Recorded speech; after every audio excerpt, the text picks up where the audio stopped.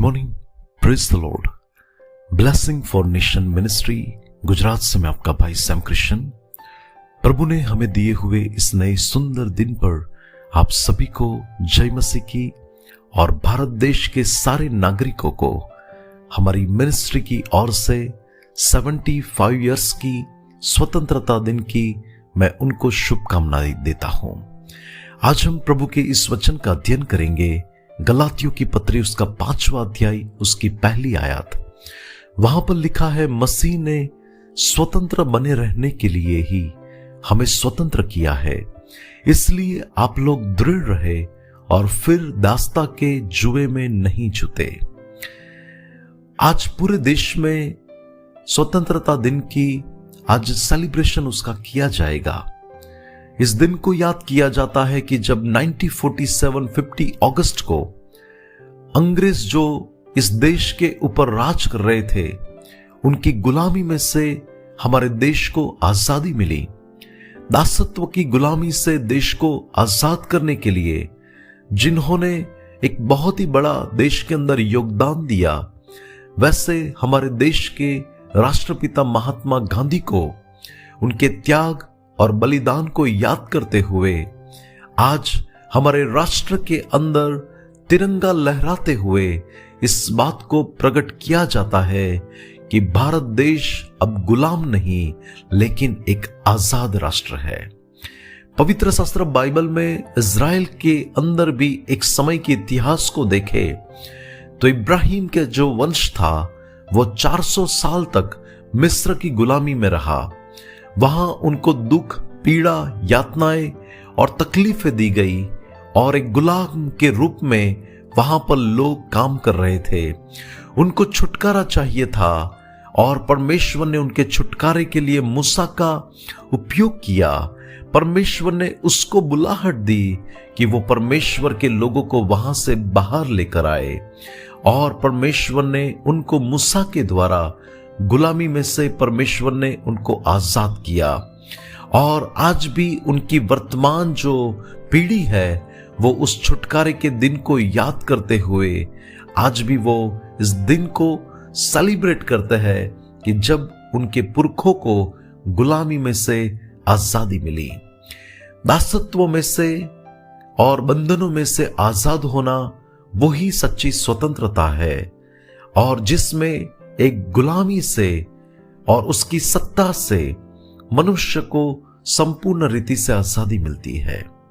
लेकिन मनुष्य शारीरिक रीति से आजादी का अनुभव करे, लेकिन आत्मिक रीति से यदि वो बंधन में हो, देह के बुरे काम जो गलाती की पत्री में लिखा हुआ है, यदि वो सारे देह के काम उसके ऊपर राज कर रहे हो तो वो पाप का गुलाम ही कहलाएगा। 15 अगस्त के आज के इस दिन में यदि हमारे देश का कोई नागरिक ऐसा कहे कि मेरे जीवन में ऐसी बुरी बातें हैं जो मुझ पर आज भी राज कर रही है, तो वो व्यक्ति कैसे एक आजाद व्यक्ति कहलाएगा। मैंने बहुत लोगों को ऐसा कहते हुए सुना है कि मुझे शराब को छोड़ना है लेकिन मैं छोड़ नहीं सकता, मुझे जो मैं सट्टा खेल रहा हूं वो मुझे छोड़ना है लेकिन वो मैं नहीं छोड़ सकता। कई लोग ऐसे जो कह रहे हैं कि मैं व्यभिचार के गलत रिश्तों में मैं दबा हुआ हूं, मुझे उसमें से बाहर निकलना है लेकिन मैं नहीं निकल सकता।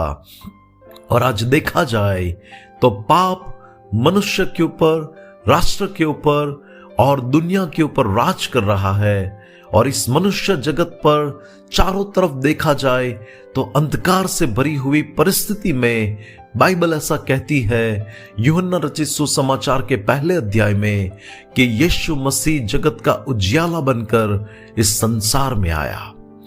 हमारा प्रभु मनुष्य के लिए एक आस लेकर आया कि वो उससे पाप के बंधन से आजाद करेगा। हमारा परमेश्वर सिर्फ शारीरिक रीति से ही नहीं लेकिन आत्मिक रीति से भी छुड़ाने वाला परमेश्वर है और वो मनुष्य को छुड़ाने के लिए, पाप की गुलामी से आजाद करने के लिए हमारे प्रभु यीशु स्वर्ग का राज्य छोड़कर इस संसार में आए और उन्होंने जो लोग सच्चे मन से उसके पास आए उनको उन्होंने आजादी दी।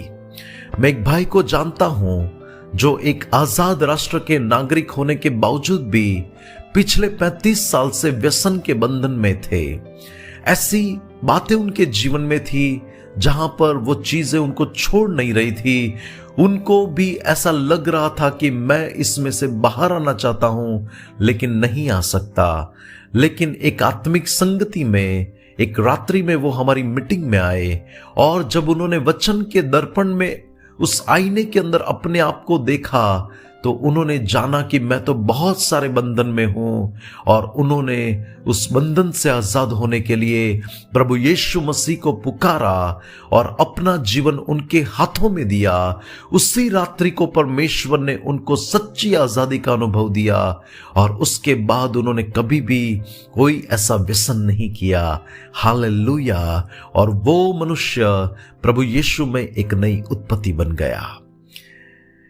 जिस दिन हम उद्धार पाए, जिस दिन हमने पापों की माफी को प्राप्त किया, उसी दिन यीशु मसीह ने हमें पाप के दासत्व से हमें प्रभु ने आजाद किया।